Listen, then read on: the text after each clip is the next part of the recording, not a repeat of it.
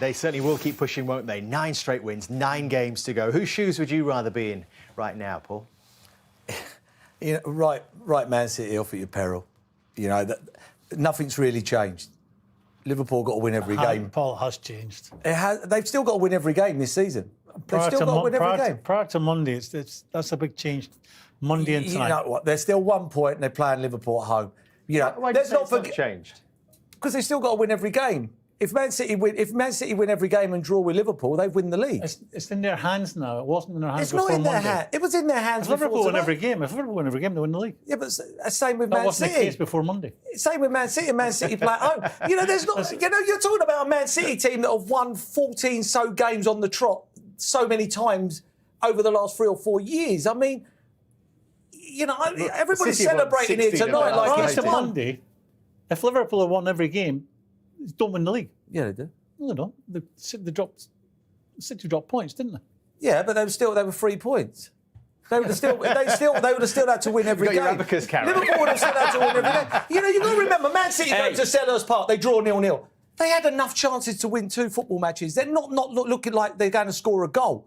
Do you think the celebration is going a little bit too far here? People getting carried away. Yeah, of course. It's a big celebration because it's a big game. They've come into Arsenal, who couldn't be playing any better at any time in the season. So it was a big football match. But you've got to remember, you're chasing down one of the best teams in the world of football still. You're 1 point behind. I know they can go top if they beat Watford. But let's not forget this. I know they drew with Palace. They had enough chances. It's not like they don't look like they're going to score a goal.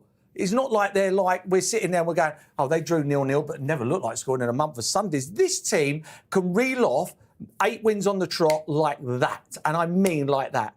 And they can do it again. I'd rather be Man City at the moment, in my opinion. They still got to go to the Etihad. And I know Man City, they are a proper football team.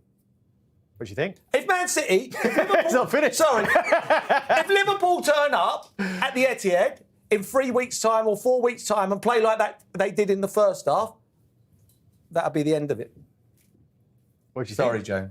No. Listen, it is 50-50, if you like, because of the situation with, the game is at the Etihad. I just think the reason I said at the end of the game, this is the first time I've ever felt Liverpool could win the league at any time this season. I've always said City from before a ball was kicked. That Chelsea game 2-2, when Liverpool then, after that game, found themselves 11 points behind Manchester City.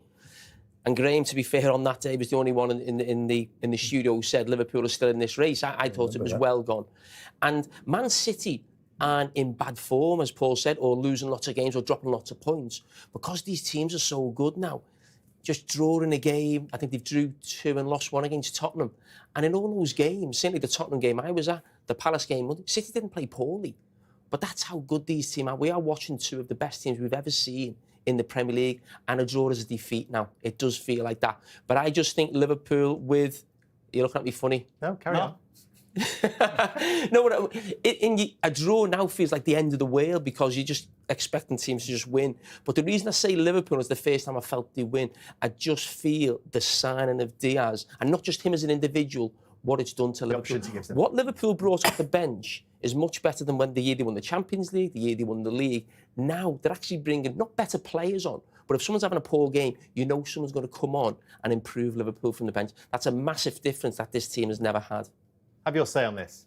Well, I think on Monday night, City opened the door for Liverpool. City would have been looking at this game tonight thinking they could easily slip up at Arsenal, given Arsenal's current form. And they have bashed through that door. They've gone through that door. And now the momentum is very much with them. I think for City, they'll be doubting themselves. I mean, they are a team filled with big players. This is a time to show their big players, because big players dust off a defeat, dust off a disappointing result. So that's what they have to do. But I think for City, they've played 2 games. One at Crystal Palace, totally dominated the game, dominated the ball. Against Spurs, they managed to lose to Spurs by dominating the ball. And I think that might just be sneaking into their thoughts. And right now, Liverpool will think they can beat anyone without being at their best.